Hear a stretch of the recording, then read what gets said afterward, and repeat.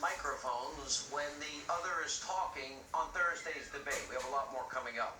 Now, tonight it's 15 days, and you, the American people, it will all be in your hands. Don't let anyone tell you otherwise. You are the ultimate jury. We are now officially in the home stretch, and President Trump's campaign is in high gear. Over the weekend, huge, massive crowds lining up everywhere to greet the president. In California, for example, as you can see. He also visited the swing state of Nevada, where he held a massive rally in Carson City. Today, he hit the campaign trail in Arizona. 2 more massive rallies. Look at the size, and there's even people outside, and that crowd is huge. In Prescott and in Tucson. Tomorrow, the president will be back on the East Coast with a rally in Pennsylvania. And so far, since making a speedy recovery from COVID-19, in addition to what we already mentioned, this president has had rallies in Sanford, Florida, Johnston, Pennsylvania, Des Moines, Iowa, Greenville, North Carolina, also outside of Orlando in Florida, Macon, Georgia, northern Minnesota, and Janesville, Wisconsin. It's safe to say Donald Trump is working hard, crisscrossing the country at a rapid pace. Meanwhile, his geriatric, weak, frail, cognitively struggling opponent is noticeably missing in action. This should now alarm every American.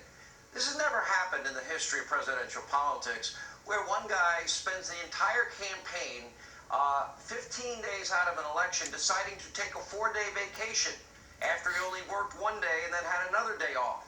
Joe Biden is not crisscrossing the country. He's not campaigning.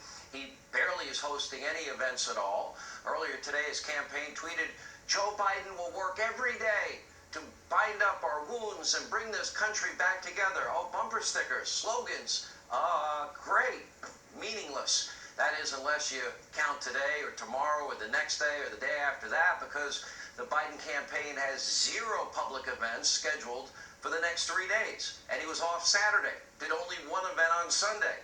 Now, if America's looking for a pathetically weak, a very lazy, a very frail, a very corrupt, and a cognitively struggling president, corrupt Joe Biden is for you. Over the weekend, he was forced to answer at least 2 whole questions from the media mob, including this really hard-hitting question about what's his favorite shape. What kind of shape did you get, Mr. Vice President? What was it?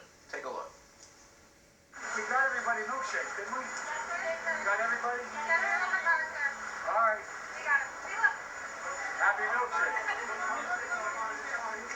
We got 1 vanilla, 1 chocolate, but I wanted to get what we call black and white, but we're going to move it. We're going to split it. Well, yeah, 1 vanilla and chocolate, huh? Needs some energy. Of course, Joe doesn't seem to mind stupid, pointless questions like that, but don't dare ask him a legitimate question about a real issue like the real corruption allegations that are now getting louder by the hour, swirling around his zero-experience son who made millions and millions and millions while his dad was VP, capitalizing off that position. Take a look.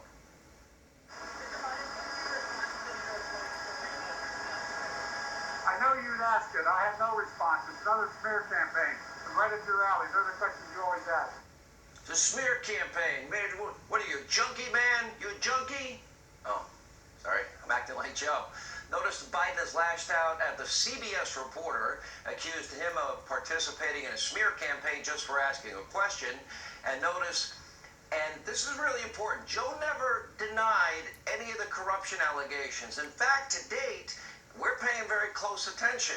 Despite multiple official and unofficial statements, the Biden campaign has never once directly and unequivocally denied that zero-experience Hunter Biden offered special access to the Obama White House in exchange for what he made in terms of millions and millions and millions of dollars. Imagine if his last name was Trump. That's probably because it's true. Now, Hunter Biden has no experience in Ukraine. He has no experience in Russia. He had no experience in China. He had no experience in Kazakhstan. He had no experience in oil, gas, or energy.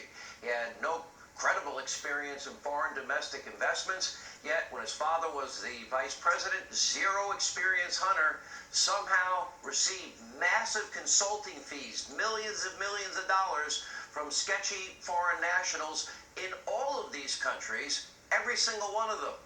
As our friend Peter Schweitzer reported last week, one of Hunter's business partners now is in prison. The other partner, who you probably have heard of, Devin Archer, he is now awaiting his sentencing. He will be going to jail too. And by the way, when you go through the court records, Hunter's name comes up a lot. And it's not just the millions from Ukraine. And don't forget the $1.5 billion, with a B, billion-dollar deal with the Bank of China. Again, no experience. According to the Ron Johnson, Charles Grassley Senate report, in December 2013, we now know that Hunter signed on to a sweetheart deal with a Chinese state-backed investment fund, netting Hunter massive amounts of equity and revenue in a partnership with a government-linked firm. Now, that was 10 days after Hunter Biden flew with his father aboard Air Force Two in a trip to China. And breaking tonight, Fox News has corroborated a May 2017 email thread that discussed a payout from a Chinese investment with equity distributions to, quote, H. We believe that's probably Hunter. And more equity, quote, held by H for the big guy. Now, sources are telling Fox News tonight that the big guy would be, quid pro quo, Joe Biden, the vice president then at the time himself. So, Joe, now you have to answer a very simple question. Is it true? Are you the big guy in this big deal that your zero experience son was making all this money on? Is there equity in a Chinese investment fund earmarked for you? Maybe that's why you didn't want to support the travel ban that you called hysterical, xenophobic, and fear-mongering. Were you profiting off your son's business dealings when he had no experience before, during, or after your vice presidency? What do you have to say about the $3.5 million wire transfer from the corrupt Russian oligarch? Remember the First Lady of Moscow? That went to zero experience Hunter. Did you take a cut of that? And why did Joe Biden lie in the first debate? And where is the media not asking any questions